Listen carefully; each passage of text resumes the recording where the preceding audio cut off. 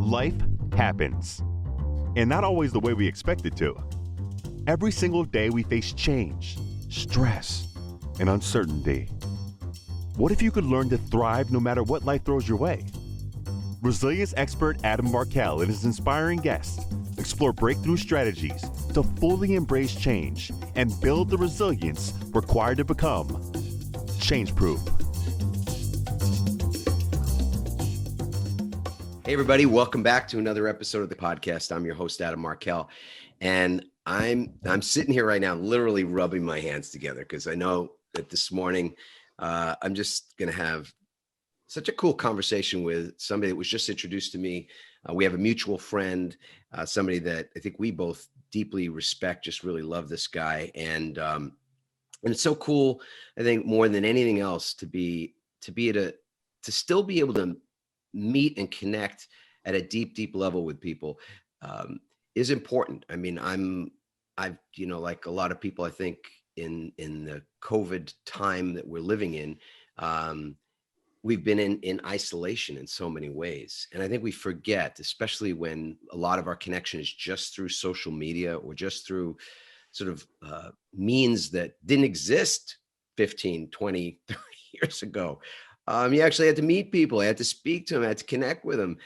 They could tell from the tone of your voice and from so many other things, just a lot about you and what was important. And just all of that, I think, has just become something that is a little bit lost in the shuffle. So to be introduced to somebody through someone else that I have only been recently introduced to is just reminding me how important the connections are, and to not take it for granted that we have this opportunity each and every day to still get deeply connected to people that we haven't yet met. I mean, we're living in divisive times, so maybe there's some wind in our face when it comes to that concept. But I truly believe that that's the most important thing we can do as human beings, is to connect and be able to see the presence, see what's really true in the eyes of another human being. And you can't do that through your device, I don't think. No, that's controversial, but I'm sticking to it. So I feel great having this guest with me today. His name is Reed Diamond. I'm going to read a little bit about his bio, a little bit about his history, and then we're going to just dig right in as always. So Reed Diamond has been working as an actor. He's been a working actor. That I don't know, is that a contradiction in terms, right?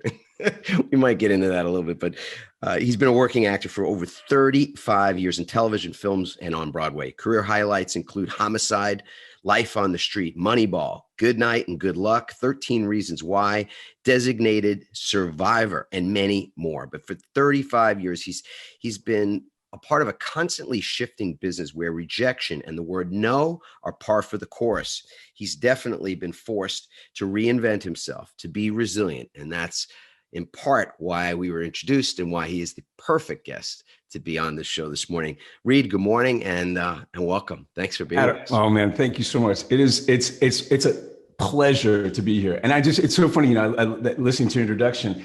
And when Adam, our mutual friend, wrote me an email saying, "Hey, I think you guys would really hit it off." I go, "Resilience. This is all I've been thinking about. This is literally all I've been thinking about for the last 3 years. I've been my own little guinea pig. I mean, and in earnest. I mean, this has been just a concentrated period of time, but obviously throughout. But then something also struck me too. I mean, because I'm a fan of yours, and I've been listening to the podcast and thinking about gratitude and just the way you talked about meeting people and connecting to people. There's something miraculous. You said being present of if you're in that flow state and you're going through life, it's amazing who will come into your world.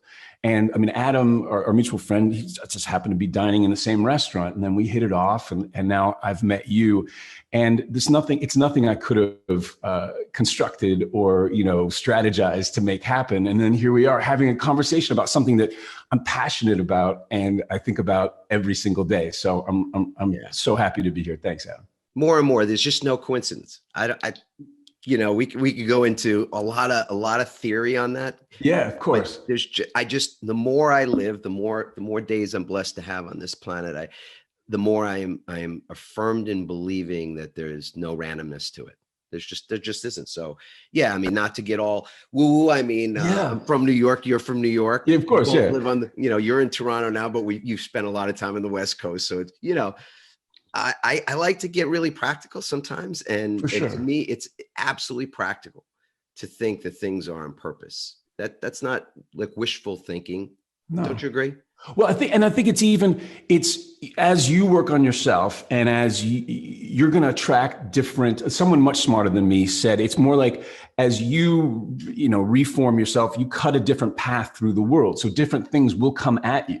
Right. So if you and I are working on being more present and more open, we're going to be attracting different people. I always think about it, and there's that John Lennon quote, right? Like, life is what happens while you're making other plans, right? And you really just want to get into life. And I always think about, when you can't find your car keys and you get really focused and you're like, I got to find these keys. And you're looking around and your brain just starts it just starts constricting into this, just like a clenched fist. And the second you stop looking, you know where it is. Or it's like, remembering someone's name. And I think, we're just jumping in, but there's something about that as going through life. Like if you've got a plan, if you've got a strategy, certainly in my business, I've encountered so many people who, you said it so perfectly. I remember in the 90s, there was a big thing, like you need to network. You need to network. You need to like get your network going, and you could just feel people were hustling you, and it wasn't organic, but you do need a network of people. But the only way you're going to have real relationships is if they happen organically. And if you have, instead of what can you do for me, Adam, it's like, what can I do for you? We're in this together. It's a mutually beneficial relationship. And we find some point of contact, and we find some point where we're on the same wavelength. And so, those things are true. You do need a group of people in a network, and it enhances your life, but you can't do it. You can, I guess, but you can't really successfully and with longevity do it out of some sort of stratagem. Yeah. Well, listen, to be in the industry that you're in for as long as you have been, and to have been working consistently, you might think that, I think a lot of people would say, well, he's had a great plan for himself, for his career. He's had a great strategy. He's been great, at executing it. I'd love to get a sense of, how you define that resilience. But before we get there, I just want to kind of track to that thing that you said about, kind of restricting, because I want to follow this little thread here, because there's a part of us, I think, that says, and that we've been taught, it's like the need tos, you need to have a great plan. You need to be, plan for things, It was George Harrison. So you brought up John Lennon, which I absolutely love that wonderful line in his song. And I think it was George that said something like, if you don't know where you're going, any road will take you there. Right. So there's this, feels like there's tension for me between sort of having the plan and being really, really sort of rigid almost in the sticking to the plan piece. And the fact that in the creative arts, like I do a bit of writing and I speak and I wish, and acting is such an art form, play a little guitar and things like that. And in guitar in particular, like for me, if I think too hard, if I'm kind of trying to force it, I can't play. I can see my playing becomes really, really kind of just awful, really. Right. And I would think in acting, is it similar to that? Is it similar, It's amazing that you brought that up, because that's literally what I've been focusing on and talking about as far as art and craft recently with acting, because for a long time, there was always been this debate, is acting a craft or is it an art? And I think you use the craft to get to the art. So this is just my personal philosophy of acting, but I think what I'm always looking for is to disengage thinking. You can't use the brain. So I need to create a situation. If I'm doing a scene, what I want to do is get to my instincts and get to whatever, because I know, okay, I can go home. A lot of actors can do this. I can go home at night and plan what I'm going to do the next day. When I get to this moment, I'm going to shout and I'm going to grab the glass on the table, and that, you can plan it, and that's going to be fine. And some people are quite successful doing that, and it makes sense. But what I'm looking for is if you and I come together and we're just feeding off of each other, 1 + 1 = 1,000,000, because we're going to elicit out of the other actor something that we didn't plan. And I'm always looking to create the mistake. I'm looking for things to go a little sideways, because what you and I come up with together, not intellectually, not talking about it, but what you and I come up with by reacting off of each other is so much more interesting than anything we could have planned. So that's art. When you talk about writing, there's that book, that great book, The War of Art, where he talks about your whole job as a writer, and I translate this to the actor, is to invite the muse and get the muse to come out. And you could say muse, some people say God, whatever you're saying, but I just think of it as the art. I know that you're going to bring something out of me that I could never have planned, and it's much more interesting than anything I consciously created. And so the craft is creating a situation where that can come out, which it can be challenging, because what I always say, differentiate. I think so many people are great actors. A lot of people can act, or musicians. Same thing. I also play. A lot of people can read a line. A lot of people could memorize a script. Right. But I don't think a lot of people can act really well. And I guess that's what we're kind of talking about. Is it planned improvisation or is it improvised planning? I mean, well, that's exactly because the thing that makes us professional from an amateur is that you have to do it under the most difficult. You have to do it under horrible circumstances, right. And you have Lights, to do it. 50 people watching you, seeing you make your mistakes. I mean, you have to be private and public. You also, there's so many things going against you, right? If I could teach, I really want to start teaching acting for working actors, and just offer what of the benefits of what I've learned over the years. But the one thing I know, and this is my credo, is whatever you think it's going to be like on the day, it's not, right? They're going to be like, hey, we got 5 minutes to get this scene before the sun goes down. And you have to find some sort of space where you can let that improvisation come out. And this is my personal philosophy. And that's where I know that my talent, and it's funny because, we'll talk about this, because I had sort of a renaissance in my work and the way I was approaching it. Because I think at a certain point I'd gotten to some sort of plateau, and I was doing a lot of stuff that it was lucrative, but not necessarily creative, fulfilling. But in the last few years, it's been getting back to that initial passion that made me want to be an actor when I was a teenager or even younger. And that all comes from I just want to play. Someone much smarter than I said that acting is a child's game played at a professional level. That's all. Did you go to acting school, by the way? I did. I started in New York or I did. I went to Juilliard in New York. You went to Juilliard. Yeah.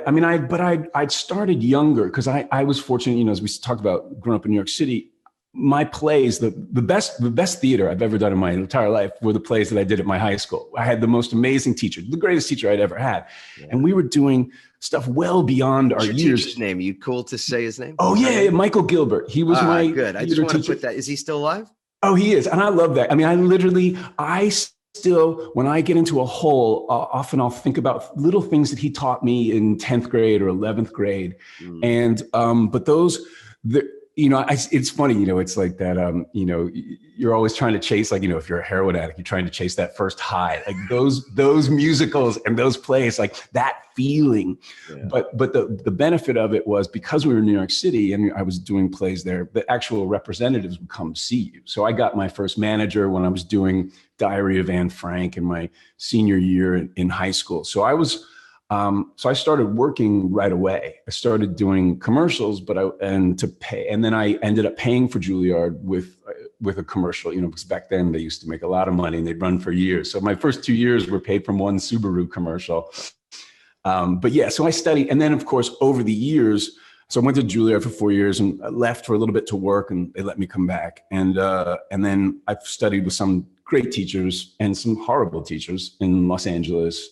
Because I left right after I graduated Juilliard, I did my first play on Broadway, and then I went to LA because I'd never been there. I'd just been in New York my whole life, and I got off the plane and it was all warm, and I could smell jasmine blooming. I thought, oh, I'll stay here. This is pretty nice. No kidding. Exactly right. First time you smell jasmine on the West Coast, if you're an East Coast person, it's like you're hooked. And I don't know, something about the size of your nose. I got a pretty good beak. It gets in there, and then you're never happy till at some point you go, we're moving there. I'm gonna smell that every minute of my life from here forward. I'm so glad you had that same reaction, because I remember I got off the plane. It was I remember it was January 16th, 1992, and I'm walking in the neighborhood. It's dark, and the blooming night jasmine I smell. I'm like, what is this wonderful smell? It's out of control. Yeah. But yeah, so I did study, but but I really feel, as far as like the craft part or the acting part, because I feel my job as an actor, I have two lanes that I have to do this work in. I have to be resilient and really think about how I'm being to do my work. And then I also have to, maybe even more difficult, how I'm going to be about my career and my life and how I am at home. So the lessons that you were learning back then from this mentor that you had, are those the lessons that you've been applying throughout your career, and in particular, even in the last couple of months when COVID hit, anybody who's sort of in the performing arts at all was shut down completely. I mean, people who perform in plays, the people that support those plays, public speaking, all of our gigs stopped for a period of time. Movie shooting, television shooting, all that stuff just came to a screeching halt, right? So you've had to really practice the resilience. Well, it's like, I feel, I remember when the financial crisis hit, and I now obviously with this one, I spend a lot of my life unemployed and trying to get the next job. I have that muscle. So I'm used to, I have I've had to develop a very deep relationship with uncertainty. And that's, a coach that I worked with for years, he said, the patron myth of actors is Sisyphus. And, the story of Sisyphus is Sisyphus was cursed or fated to have to push the rock up to the top of the hill every day, and every night it would roll back down. And it's so true. And so even, I've been stars of TV shows. I've gotten the rock up to the top of the mountain, and it may not always slide all the way back down, but it slides down. And he used to always say to me, the quicker you can get back on board with pushing that rock up the hill, then you'll get your head out of your ass. Because what would happen is it's such a, this is a very vulnerable, it's emotional. Yeah, it's a vulnerable job, because you tend, and I counsel, you tend to take things personally, especially when you're younger. And maybe some people always take it personally in my line of work. And you have to remember, it's not personal. And, but you feel it's personal because your instrument or what you're offering is yourself. So you're going, oh, they're rejecting me, or maybe no one wants me, or I'll never work again. And there's such irony in that, right? Because you've got to access your emotions. That emotional range is so important. Yes. And yet you have to also take the emotion out of it on some level when you are making meaning, when you're creating meaning for the rejection. Or for the rock going down to the bottom of the hill and having to push it up the top. There's so many ways that you can give that meaning. And you said, Stella Adler, famous acting teacher guru, said you need to have the heart of a rose and the hide of a rhinoceros. Uh-huh.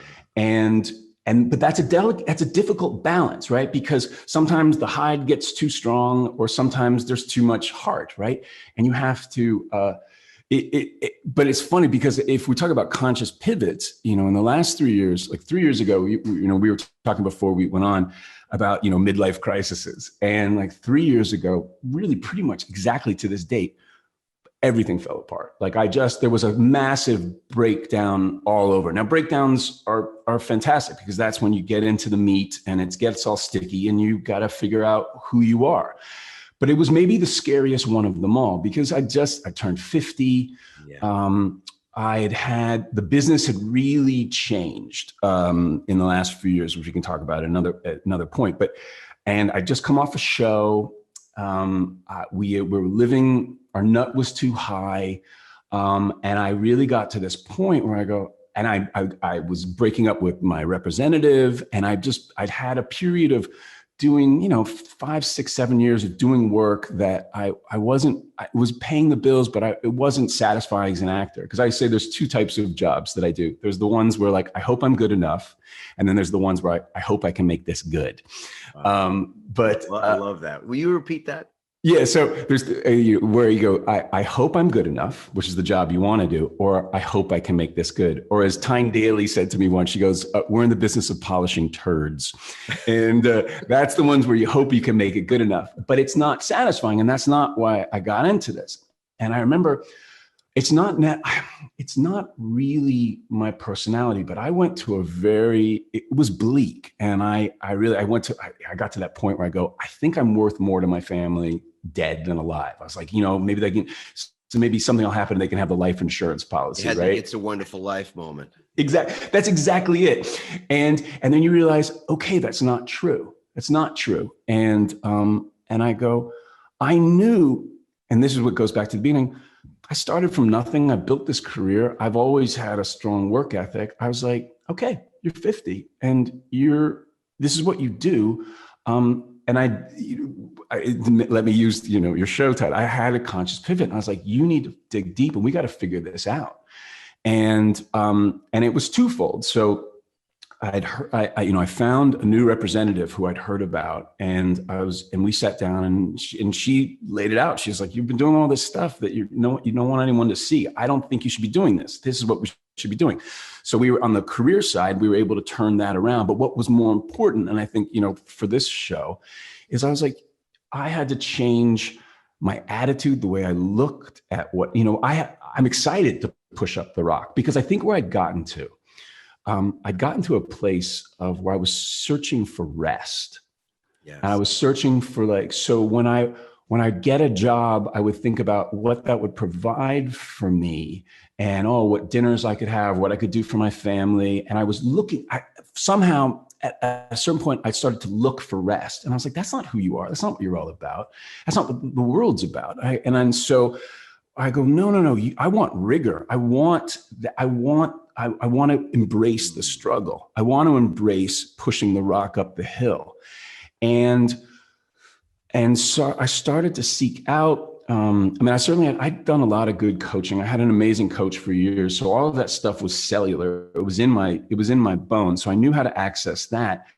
And then just things started coming in. I go, and I heard you talk about on one of those podcasts where it was just you talking, and you talked about that, of course, we can create new neural pathways and new ways of thinking about stuff, just because you can teach an old dog new tricks. And I go, and there were a couple of things that I really wanted to fortify. I go, I want my concentration to be better.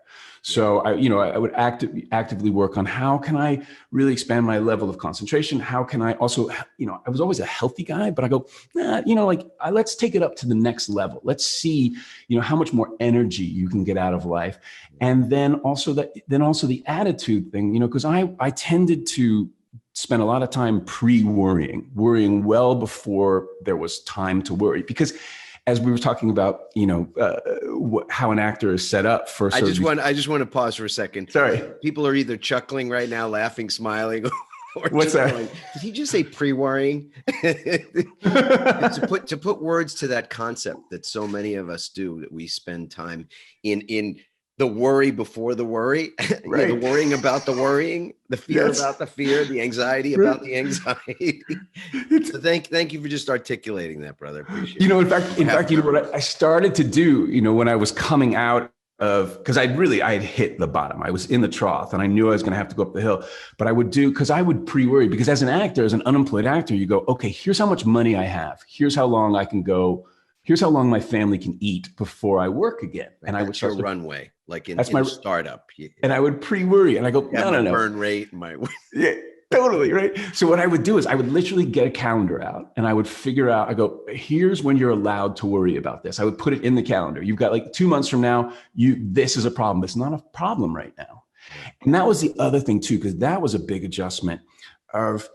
There was some sort of catastrophizing that I was doing, which was just a habit, and it wasn't true. I go, and this speaks to resilience. I go, you've got this in you. You got it. You may have to dig a little deeper and work. It may be ugly for a little while, but you've got this muscle. We just need to make it stronger.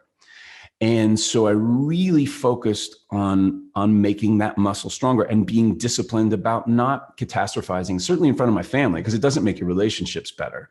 Yes. And I would never do it in front of my child, but with my wife, I go, I know it's unattractive, it's not true, and also, okay, things change, right? The world changes, and I'm not the type of person who's going to give up. So I really just need to build these muscles back up. And it's interesting, I was living in the country, and I've been living in the country for 8 years. And you look at the animal kingdom, you look at nature, it's like no one's resting. No one has time to rest. Like every day, it's like, and once I sort of made that internal shift, that conscious pivot, once I made that shift, I was like, then it got exciting. Now, the challenges, which we can talk about, are daily, because I think what the myth of Sisyphus actually teaches you, and which was an important lesson for me to learn. And I talked to some successful business people I knew here who said the same thing. You got to create it every day. Yes. Every day you have to recreate it, because what happens is, because I think there's so much uncertainty in my business, what you end up wanting to do is your thought is that you're going to get to some place where there's no more struggle, and you can glide, you can coast. And that's death. And I'd gotten there creatively, and I'd gotten there career-wise. And now, in the last 3 years, and the fruits have been born over the last couple of years, is like I've shifted that. And so I've now gone from doing shows that I'm not embarrassed of, but I'm never going to say, hey, Adam, check me out on this show. Now I'm working great shows on Netflix and Amazon and sorry, go ahead. No, it's the irony. I mean, of it is on some level that we resist uncertainty. We see uncertainty as a threatening thing, because that's kind of how we've been wired for, I suppose. And yet, what's the only certainty is that everything is uncertain. I mean, there's a sense of that being absolutely true. So how do you leverage uncertainty? How do you embrace uncertainty? And before you answer that question, I just wanted to bring it up because I was looking for the title to this book that this, when you mentioned catastrophizing, I grew up hearing about that word because my dad studied, he is a writer. He's to this day writes a lot of fiction, and he's written screenplays and plays and things like that. And at a certain point, he was studying with Lee Strasberg, and there were some people, which was really actor studio stuff like that. It was pretty cool. But there was another dude that he encountered while he was going through his anxious times early in life, and the guy's name is Albert Ellis. So I want to just put a shout out to people out there who've never heard of Albert Ellis, but this guy is sort of the father of something called rational emotive therapy, which then later on, I'm not sure how it morphed into cognitive behavioral therapy, but that's something a lot of people have heard of. And there's a book that I read over the summer when we were spending some time up in Maine called Stubbornly Refuse to Make Yourself Miserable. Like, just check out this title, right? Stubbornly Refuse to Make Yourself Miserable by Albert Ellis. So anybody that feels like they pre-worry, so any of the stuff that Reed was just sharing with us, I think if you were just sort of yesing to that, going, yep, that's me. I think this is a great book for you all, because his whole thing was sort of setting up the ways in which we make ourselves miserable. And often it can just be seen in the language that we use. And we examine our thoughts. It's one thing, but our thoughts are pretty, it's a lunatic asylum inside most people's heads, but what comes out of their mouth is a little bit, less insane usually. But even those words are super telling. And so the words that sort of connote something has to happen. It should. These are the shoulds. These are the musts. In fact, he coined this thing called masturbation, which probably Jeffrey Toobin. Everybody's using this poor guy's name right now. So I guess I just did it too. But it's like it's masturbation. It's the idea of constantly musting and shoulding and creating these catastrophes out of things that just aren't. Especially in the greater context that things are impermanent, and against the greater backdrop that not everything that we worry about, or every instance where we're worrying is even useful for anything. That's why the pre-worrying thing is such a gag, right? Because it's like, how could pre-worrying be useful? It's right. And that if you're really. I mean, does that help you be a better actor? Because No. No, you sure? Are you sure about that? Exactly. No, of course, pre-worrying. No, because it's not. It's an addiction. It's just a familiar emotional. Because it's not emotional. It's a familiar psychological state that you put yourself into, and it's a habit, and it's a habit that has to be broken. Because I remember, as I was a great friend who's like an older brother to me, and he's, of course, things come in as we talk about. He handed me a bunch of Stoic philosophy right as all this was going on. And the thing you take away from that is, all I have control over is what I do, my actions and my thoughts, right? And that's a mental discipline, So obviously, this brain. And isn't that the rock at the bottom of the hill every day? Yeah. You're talking about? Of course. But if you're so advanced at this, but it's like what you have to retrain yourself. You have to build new muscle. If you want to race in the Tour de France, you're going to have to get different muscles going. So if you want to be, mentally strong, you're going to have to, obviously I went back to meditating religiously, exercising much, much more, and not indulging the BS, because it's not helpful, and not bringing anything that's not helpful, and trying to stay as present and not catastrophizing or pre-worrying, and being able to dig deeper, and then people I'm staying with here, my friend Kate Warren, she's a big time corporate coach, and we became friends because we'd be together at little dinners here, and I'd be talking about stuff that I'm struggling with or bad days I had on set and what I learned about it. And she really introduced me to Tim Galway and Inner Game of Tennis. Oh man, are you kidding me? Yes. And that has changed. It's changed my creative life. It's changed my on-set life because, his simple formula is performance is potential minus interference.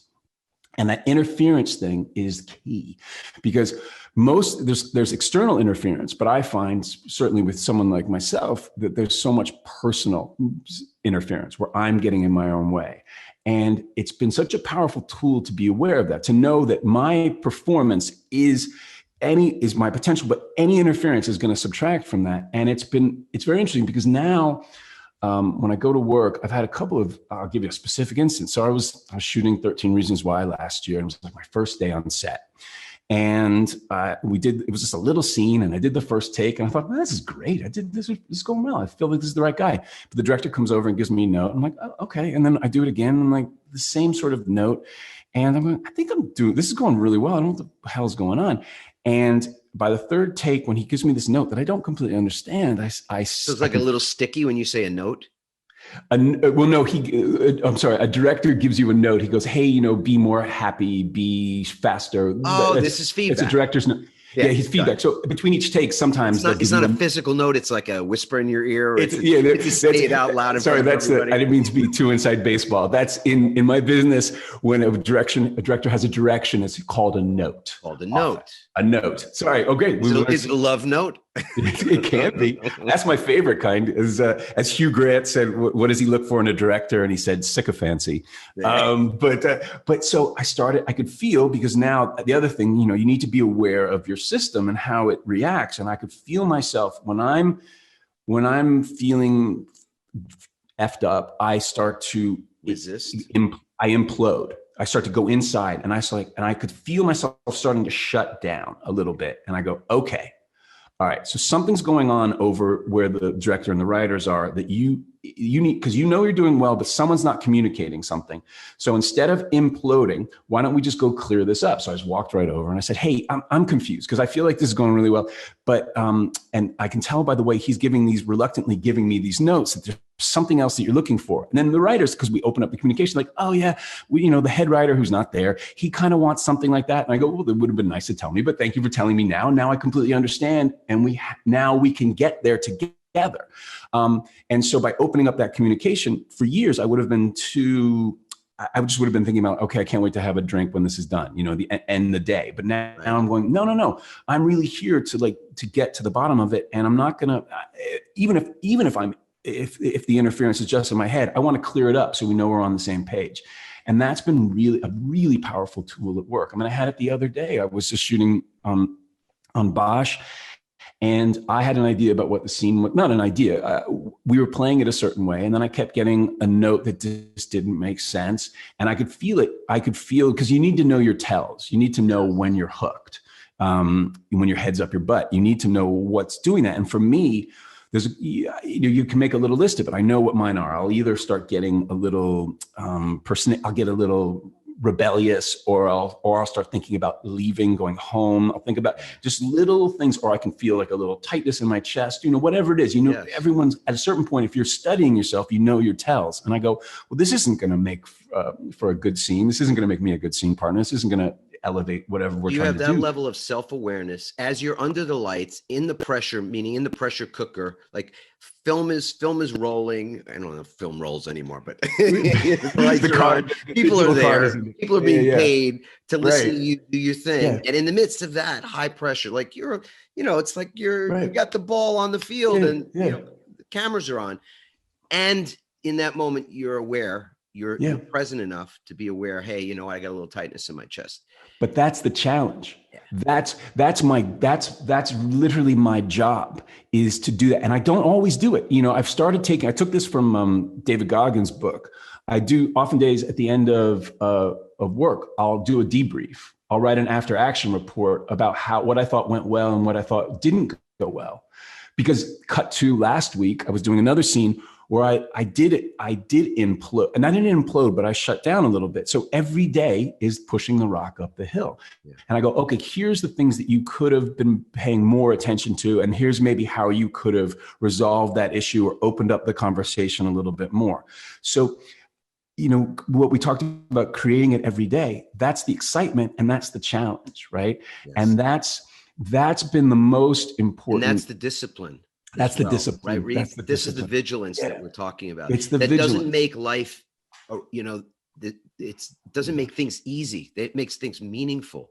Right. But it's that old song, right? No one promised you a rose garden or whatever. It's like, right. Like it's not been promised. Nobody's been promised an easy life.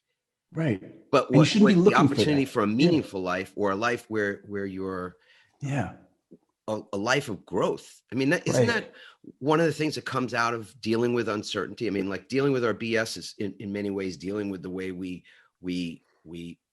create meaning out of the world around us, and we can see it as anything we want to see it. So how do you deal with uncertainty? I want to just come back and touch that, because you mentioned it earlier, and this, just fascinating to me, this concept that we're all in even more uncertain times right now. And I think it's hurting. It's painful for a lot of folks. It is.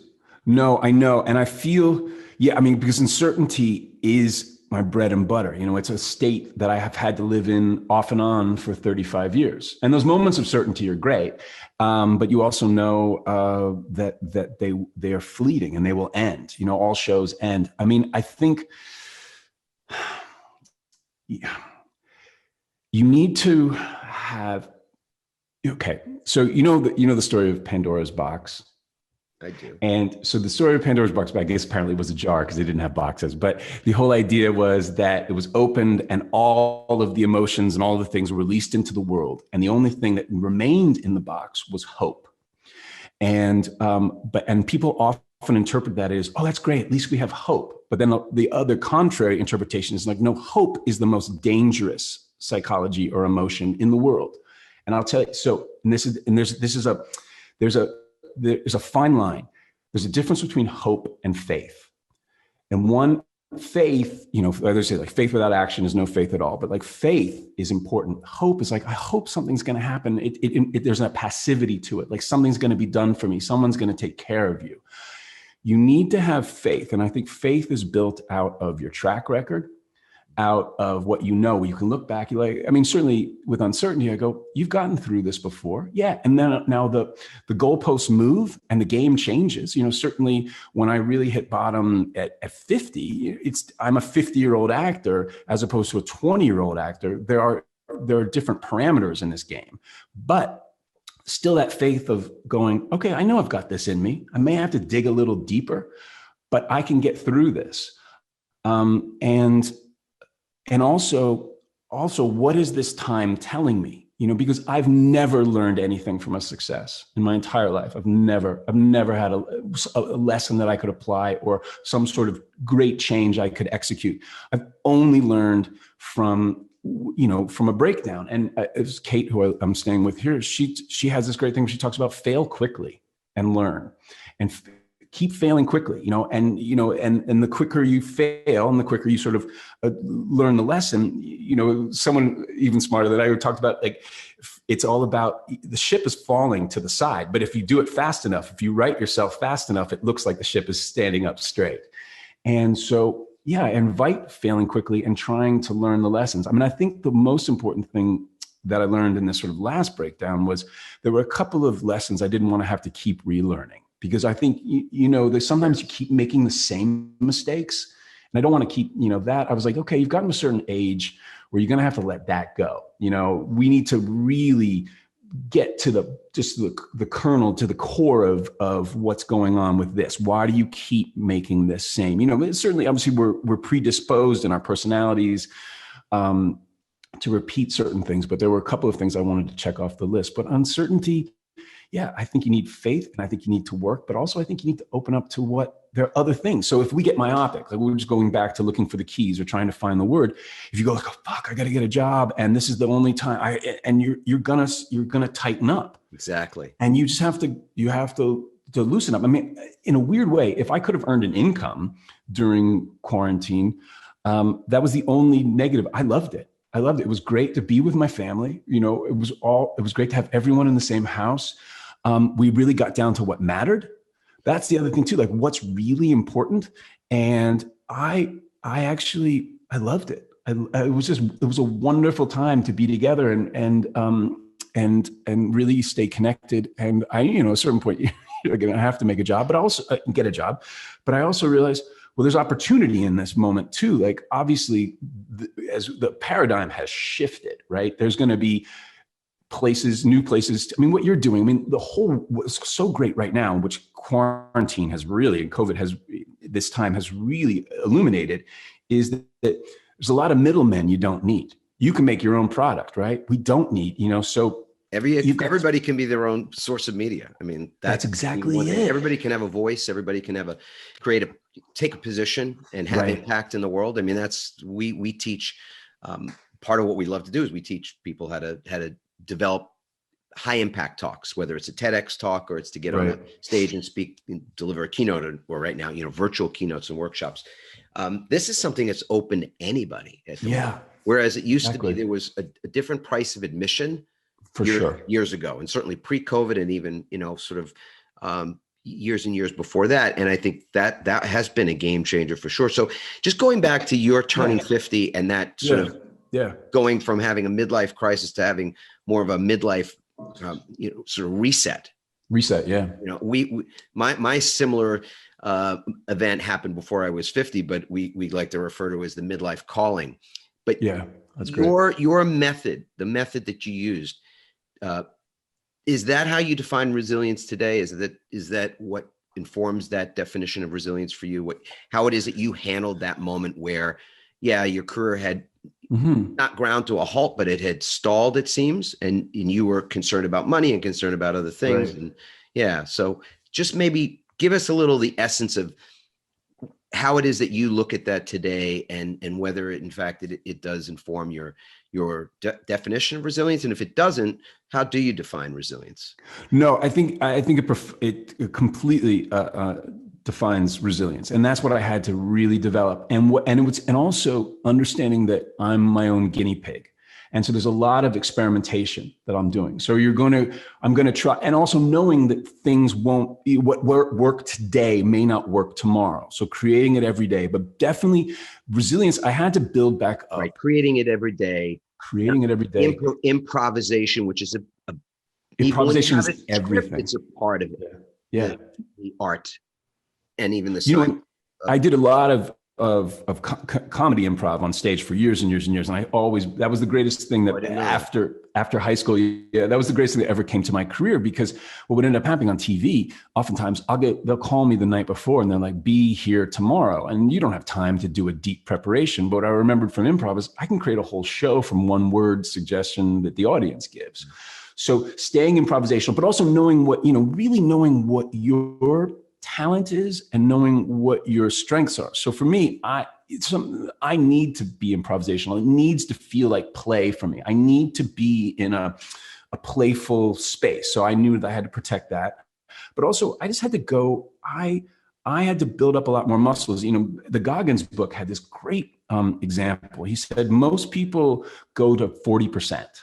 And then they just tap out because their brain is saying, you know what, let's give an example of exercise. They go, you're going to hurt yourself, stop. But if you push past 40%, you'll get an endorphin rush, first of all. And then you're suddenly like, I got 60% still in the tank that I hadn't even accessed.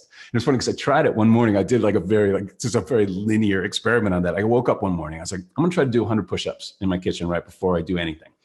And like clockwork, at like push up 40, I'm going, hey, no, you might hurt your shoulder. And I was like, no, you little, I can be a little punitive with myself. I would never talk to anyone the way I talk to myself, but I was like, no. And I pushed through. And then suddenly after you push it, the last 60 push-ups were much easier than the first 40. And I was like, okay, this is important.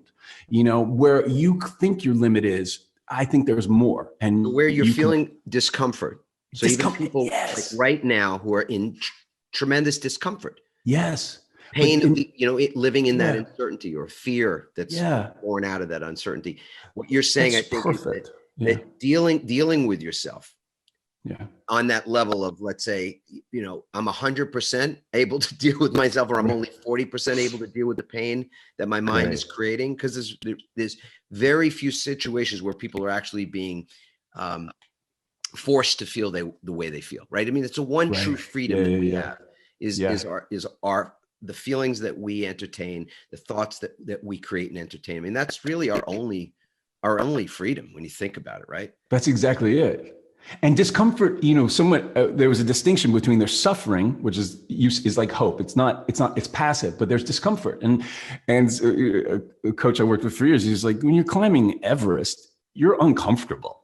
Right? You're not suffering, but you're uncomfortable, and having more hang time with that. So now certainly my work ethic has expanded, but like I say, when we talked about, when I said it's refinding that passion that got me started. So I'm so excited about acting now. Like I've found whole new depths of my love of my craft, but then also I have a lot more energy and confidence for the career part, from the work that has to go into that. Right. And that's been essential because there were times where you can't, especially because my business has really changed because it's gotten a lot tighter for me. I mean, there's a lot less work for a white guy in his 50s, right? Which as it should be. So now when I'm going in, when I'm competing with the best. I'm competing with everyone when I walk into a room, when there used to be rooms, there won't be rooms anymore. But when I used to go to audition the last 2 years, I know everyone in that room and everyone in that room, right? So you're going, this is great. And so that excitement about bringing your A game, I've gotten that back, that fun, and also knowing too within and you'll be able to speak to this, but at least within acting, I feel my competition is just myself. I'm competing with me because yes, I am literally competing against them, but really I'm either right or I'm not right. And it's about, can I get out of my own way to do my best work? Yeah. This is about, to me, what you said earlier is so meaningful, that this is the difference between rigor and rest, the sort of the mentality that rigor is actually good for you. It's good for the soul. It's developing you. It's a, and I'm a big believer in the importance of rest when it comes to resilience. But I think the way you were talking about rest, it was almost like resignation. It was almost a little bit like just, as you say, coasting. Like, can I just coast at this point? Can I make enough to just coast? I mean, I was watching an interview with Matthew McConaughey. He was actually on Bill Maher the other night. Guest to have on, and he in the same profession as you, hit kind of a different kind of a wall, like where the guy was, well sought after to be shirtless in a rom-com, and he has to decide whether that's ultimately, his total legacy as an actor. And he says, no, I don't want to do any more rom-coms. I don't want to be that shirtless guy necessarily, even though it was kind of funny because he says, well, those rom-coms paid for the houses on the beach that exactly where he didn't wear his shirt. Exactly. It's kind of both. It's either or, right? But at a certain point when he decided, I don't want to do that anymore, but yet the industry made up its mind about who he is and what they expect from him, the quote typecast. Well, it was a good 20 months before he had a gig. Something he turned down. Right. And 20 months is, at a certain point, your self-confidence can atrophy. There's a lot of things can go sideways, especially if you have time on your hands and money to boot. And he had to reinvent himself. And obviously you can see that he's been able to successfully do that. And I think in part it's because it's something you said earlier, which is that you learn how to improvise as part of actors training. Whether you're going to be doing comic work or not, improvisation is such a big thing. And to me, when it comes to pivoting, when it comes to being resilient, and what I'm taking away from you is that improvisation is a key ingredient in it. It's key. So your ability to wake up every day, we'll talk about what that looks like, when we're winding things down in just a couple of minutes here, but to wake up every day and realize that you have the gift of this new day. What are you going to do with it? It's from the Bible. There's that story about the Jews wandering in the desert and led out of Egypt by Moses. And there's a point where it's told to them, I don't know whether it was Moses or it came some other way, but they're told, don't save the manna, right? The stuff that the stuff that will sustain them, the food. Don't save it. Don't save it for the morrow. Don't save it for tomorrow. Eat what you got today. And more will be provided. Right. So when you talked about faith earlier, that's what was going on for me, is the faith that more will be provided, that we'll be able to wake up tomorrow, if we're lucky enough to wake up tomorrow, and have the faith, have the the trust, the confidence to be able to improvise in the moment and be all right. But so much of that pre-worrying is worrying about whether there will be enough, whether there will be, enough to sustain me, et cetera, and I think that constricts everything. You can't improvise when you're all, knotted up like that. No. And I think acting is such a great lens to see that through, because bad acting is really easy to spot. Sure. I mean, it really is. And authentic acting that doesn't feel like, when you feel like the person you're seeing is actually the character they're portraying. Right. There's something so glorious about that. It really is. And it's so funny because as we started this episode, I said, I don't believe in accidents. I don't believe in randomness. Things. And I want to sort of, as we bring it in for landing here, I want to say what happened the other night. So I realize you're on the schedule. I actually didn't realize you were on the schedule for today, because I don't look ahead that far. So I tried as much as possible. Smart. To live whatever the message is coming through me is. I try to live it. So I don't look to next week to see who's on the show and what's going on, because we have systems in place. And I know that God willing and all that, there will be a next week. There'll be a tomorrow, right? I'm counting on that. Exactly. There'll be a tomorrow. Hopefully I'll be there for it. So I didn't know you were on the show for today. And I'm lying on the couch. The fireplace is going. My wife is in her classic position, which is she starts out right there next to me and is wide awake for us to watch something or whatever. And 10 seconds later, she is asleep. So I'm holding her feet, massaging, and she's, of course, light. So I go, well, what am I going to watch now? And I'm flipping through, and I go to an old movie, dude. I go to a movie that I haven't seen in so many years. And sometimes I'm in the mood to watch something I've seen before and I love. I could watch Life of Pi again and again and again. Or back in the day, like a Chariots of Fire or something. But I flip past and I go, all right, I got to watch this thing. And I turn on Moneyball. All right. Literally Thursday night. So this is 4 or 5 days ago. I turn on Moneyball and I watch Moneyball from start to finish. The next day I'm on a Zoom call with our mutual friend, Adam. Right. And I tell him, I start riffing on what I got out of Moneyball. Like you're not going to believe it. I watched this last night and I just love this. And he and I are both sports fans. We start going off on it. And he goes, well, don't you know that Reed Diamond is playing, is it Mark Shapiro? Is that the Mark Shapiro? Yeah. Mark Shapiro. Yeah. He goes, he's Mark Shapiro in that movie. I go, what? Are you fucking kidding me? No way. And so, but then it gets even better, right? So he says to me, well, when's Reed going to be on the show? And I go, I don't handle the scheduling of this stuff. I know we connected, blah, blah, blah. Yeah. So I ask when, hey, when's Reed going to be on the show? It's Monday. It's literally a couple of days later. And so people that, listen, there are no accidents. There's no coincidences. This was just truly trippy, man. Like, that's so cool. Yeah. And I don't know why I was called to watch that movie, but I got to say this to just take it back to the point. Great. Your portrayal of Mark Shapiro in that movie was brilliant. I mean, I loved it. And I said that to him. So I was talking about it before he even told me that was you, because I didn't know that was you. But that guy sitting behind the desk, doing what he was doing and interacting with what's our Billy boy's Bean. Name? Yeah, Brad Pitt. Billy Bean I got, but the actor Brad Pitt. Brad Pitt, right. So name escaped me, but small time actor, right?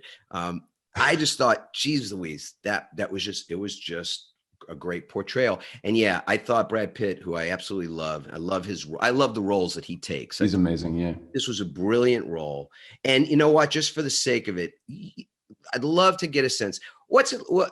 Working with somebody like that, his craft and your craft, are they compatible? Because you guys on screen were dynamite together. Look like, just like two guys doing what you were doing, wrangling over a player. There's no accidents. It brings it back to the theme that you just talked about, improvisation. So on that scene, it was the first day of shooting the scene with Brad, and we'd had a rehearsal on the Friday before. And I remember there was the scene that was written by Aaron Sorkin, and then Brad came in with his own rewrite of the scene. Now, Brad, being Brad, because he's allowed to do that. No, but also because he's the uber mensch, he gave me much more to do in the scene that he rewrote. So he was very generous. And so we show up on the first day, but then what ended up happening, and we did actually shoot that one on film, is we improvised. So for the first half of the day, which is 6 hours, the camera's pointed towards Brad and the director's sitting beneath the camera, and the mags would last for, 20 minutes or whatever like that, the mags, what the film is. And we would just keep doing it until they ran out and they'd reload it. And I was given carte blanche, and he was amazing to work with. So we just improvised that scene over and over again. We went crazy places. At one point, I was Captain Kirk in the chair, and he was amazing to work with. But then it was an interesting thing because we get to lunch. And this is the Carlos Rincon scene, right? This is the you exactly, yeah. That's exactly, totally. And we get to lunch, and some of the guys are standing behind, and they go, "That was amazing." And I go, "Yeah, it hasn't happened yet, though, because I haven't been on camera, so we had to redo. We have to do my side when we come back." Right. But it was, and then luckily we did it in about 2 hours because I was like, I don't know if I can improvise for another 6. But he was wonderful to work with. But that was a perfect experience. So he's open, and the number one, the main tenet of improv is yes and. Have you heard that before? I haven't. So in a scene, so that is the main philosophy of never deny and yes and. So if you say like, "Oh, that's a lovely blue hat," you go, I go, "Yes, it was given to me by the King of France." So I've agreed with you. It's agreement and then furthering. And it's a great philosophy for life. Like, because if some of the best people in the world are improvisers, because they know that all boats rise together. And that's my philosophy of work and life. It's like, let's all get up there together, not like, let me cut the legs out from you. But Brad Pitt, who, it's funny, the two biggest movie stars I've ever worked with, Clooney and Brad, they're the same guy. Like, they could not be more generous or more fun to work with. And so we had a blast, and we improvised that thing, and we yes-anded. And sometimes, sometimes you go down a road that's it's not going to make it in the movie, but it was fun and it brought stuff out. Yeah. And so, it was one of the most magical experiences where everything comes together. But also, it's about who he's being. he was the biggest, he's incredibly gorgeous and the biggest star, but the nicest guy, never left set, just ate sandwiches with everybody else and hung out, and was an amazing scene partner, and made me, because it made me feel completely invested in it. And so I love that you say it, because it brings it back to your main theme of improv, because that's what that scene was. And that's why that movie was so great, is because people stopped acting and they were really having real experiences. Yeah. And eventually you'd get back to the script and you'd say the scripted lines, but that was a great, that was a pinnacle. And there you have it. There you have it. We're going to get back to scripted lines. So people that are listening to this and wanting to go back to something that was more familiar beforehand. And obviously there's been tremendous loss. And so I don't say this in any way. And I keep saying this because it bears repeating for me to just be on record for myself as saying, I'm not looking past the suffering and genuine loss that exists. Yeah. And that's, I get emotional just thinking about that. For sure. And at the same time, utilizing what is. So in public speaking or in facilitation of trainings and things like that, we often talk about utilizing what is. And it's that improv, that's the whole idea, is that there's always something there that we can make use of. Yeah. And that's what makes it worthwhile. That's why it's never a waste. So even the suffering, even the pain, these are things we will make use of as a society, each of us individually, in our families. And that's really tough as we're grieving, legitimately grieving loss, to know that somehow or another, this too shall teach. This too shall be something that we ultimately get to use and create alchemy out of, which is beautiful. So, man, I feel that we could talk for a really long time. It was a pleasure. Yeah, this has been a blast. Yeah. I know people are going to dig it a lot. I will ask you one final question, and I'm going to share something about my waking ritual. Is there something that you do on a ritual basis to help you to remind you of some of these really important things? Or is there something you do ritualistically just to build your physical, your mental, emotional, or spiritual resilience that you'd like to share?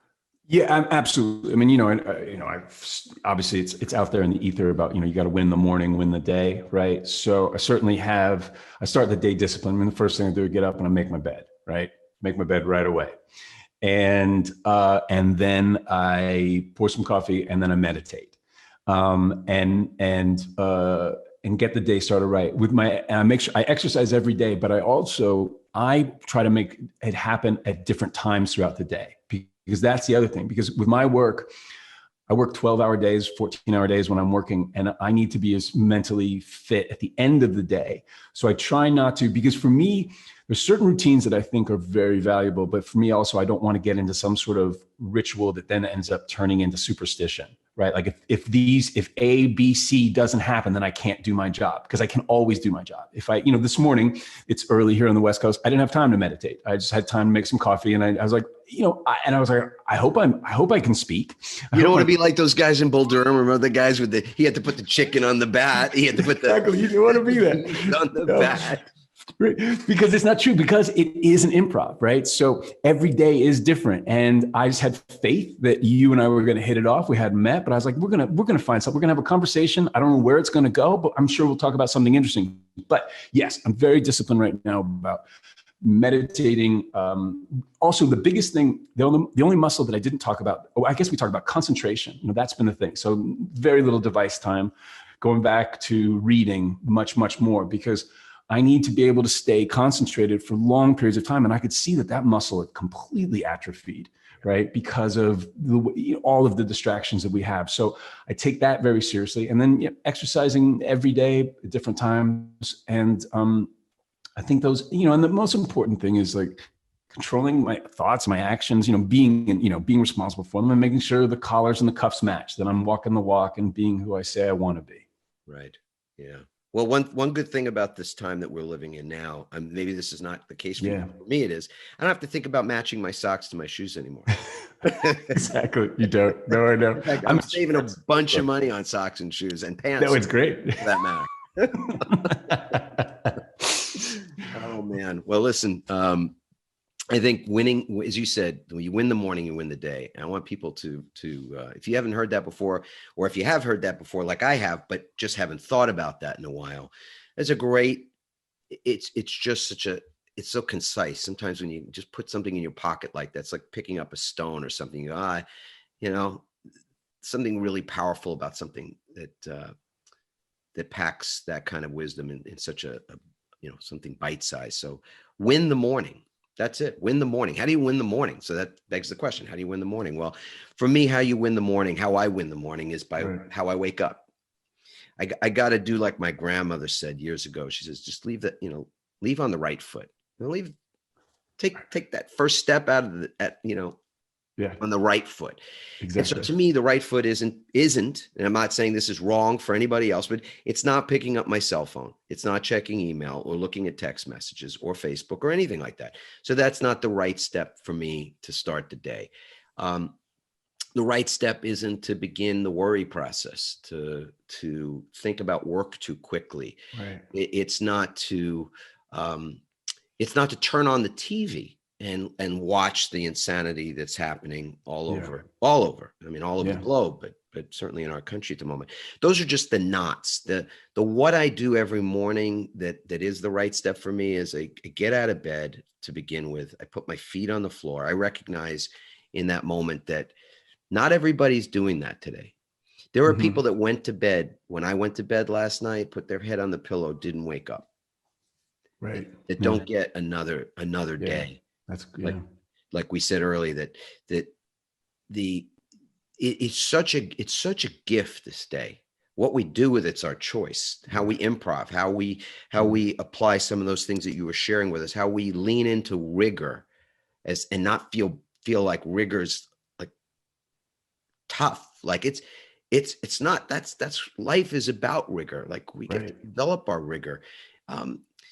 We'll have a lot of time to rest at some point. I mean, that's true too. So I have sort of three things I do at the beginning of the day. I wake up. So I hope everybody's right now going, yeah, I'm going to wake up tomorrow.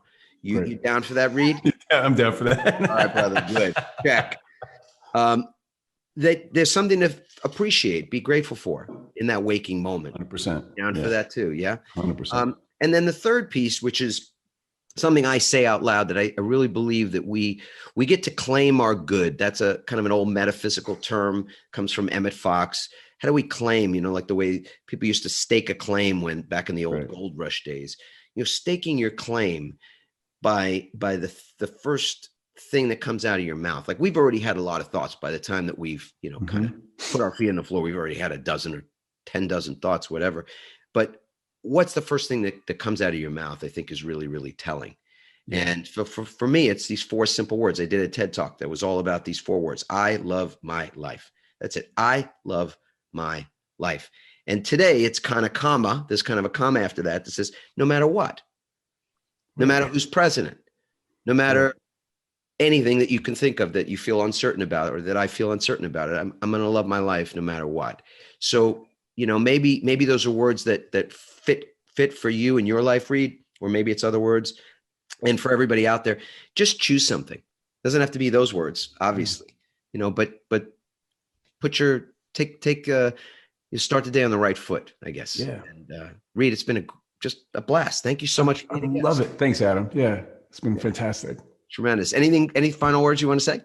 No, I just love that you said that, because that's, and that's in the darkest moments. I realized like, I've got it so good. I'm married, the love of my life. I've got an amazing kid. Like I already won. I won. And, if we have to live in our, in our car, we'll live in our car. We're fine. It's exactly. So I think gratitude is everything. Thanks for listening, everyone. We hope you now have even more tools and greater insights to build resilience and become change-proof.